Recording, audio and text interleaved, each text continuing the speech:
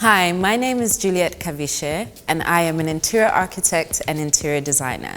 I am also the Vice President of the International Council of Design and a board member of the Pan-African Design Institute, where we're striving to promote design on the African continent. I am also this year's author of the Caesarstone Student Design Competition. I am passionate about design because design is a form of communication, and we can communicate ideas. We can solve problems using design and design thinking. Design also changes lives.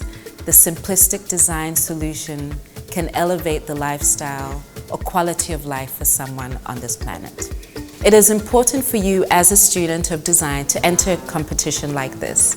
It allows you to explore design problems that are outside of your purview of design in your academic life. And it also gives you access to design leaders and jurors who can better advise you and give you an alternative solution to your design process. This specific student design competition brief came from a passion of languages, specifically Southern African languages. Design is communication, and we communicate with language. I believe this brief then marries the two. How do we celebrate the diversity of languages in this country? So why not have a beautifully designed space that houses this pride that we have in being able to communicate in different languages? You are a South African student of design.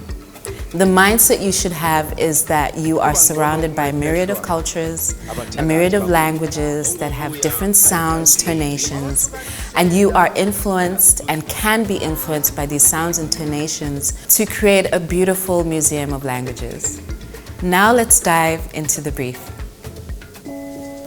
Simply put, you are designing a museum of South African languages. So what is a museum? Please pay attention to that definition because it houses a lot of exhibitions, research centers. Is it a library? Is it an expression of pride, sound, visuals, artifacts? How are you going to go about solving that problem? Also pay attention to what a museum actually does and services. There are exhibition halls, there are research centers, there's always a curio shop to get a little artifact to take home, a little memento. And then also the brief was very explicit in the program. How much space do you need in terms of square meterage for the exhibition halls, the bathrooms, the back of house services? And then are there any height restrictions? For the architecture students, how does this affect the exterior and the aesthetic of the exterior of the building? And for the interior design and interior architecture students, what are these qualities that you can pull into the experience of the interior of this museum? Remember, this is a vibrant celebration of your diversity as a South African design student. With the context being the Marapeng precinct, let us not forget the language of landscapes. Some facts to note: please check your spelling, especially of Caesarstone. Please also note that Caesarstone has a variety of interior and exterior products that can be used, but it is not compulsory for you to use Caesarstone products. Please always include a QR code in your submission, and do note that this is a new build and not a renovation of an existing building. You should enter this year's student design competition because there are amazing prizes to be won. The first winning prize is a student and their lecturer get to visit an international design conference or fair of their choice. There are amazing cash prizes to be won as well.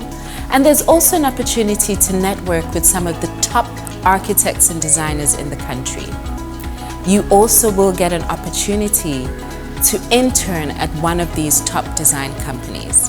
If you are a South African design and architecture student in second or third year at an accredited South African design or architecture school, you can enter this year's student design competition. Please remember that the deadline is the 13th of September this year. Please visit the Caesarstone website to download the brief. And should you have any questions, comment below. I'm looking forward to seeing your entries this year.